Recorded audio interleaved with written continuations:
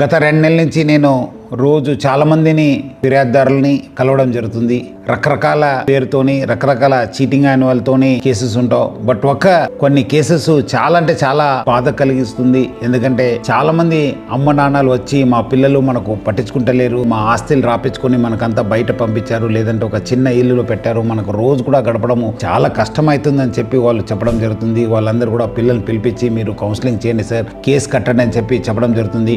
మా వంతు మనం కూడా కృషి చేయడం జరుగుతుంది, పిల్లలు పిలవడం జరుగుతుంది. లేదంటే కొంతమంది వచ్చి మనకు ఏదో ఒక మంచి వృద్ధాశ్రమంలో పెట్టండి సార్, మీరు ఒక రెఫరెన్స్తోని మనకు అక్కడ చేరించండి అని చెప్పి కూడా చెప్పడము చాలా అంటే చాలా బాధ కలిగింది. మీరు కూడా ఒకరోజు ముసలాళ్ళు అవుతారు, మీకు కూడా ఏజ్ అయిన ఓల్డ్ ఏజ్ సమస్యలు వస్తాయి. అప్పుడు ఇప్పుడు మీ తల్లిదండ్రులను బాగా చూసుకోకపోతే మీ ఒక పిల్లలు కూడా అదే నేర్చుకొని మీకు కూడా అదే పరిస్థితి రావచ్చు. ఎందుకంటే ఈరోజు ఈ ప్రపంచంలో రావడానికి కారణం వాళ్ళు ఎంతో కష్టపడి మనకు పెంచుంటారు. మనకు మంచి ఉద్యోగంలో మంచి స్థాయిలో చూడాలనేది వాళ్ళ ఆశే.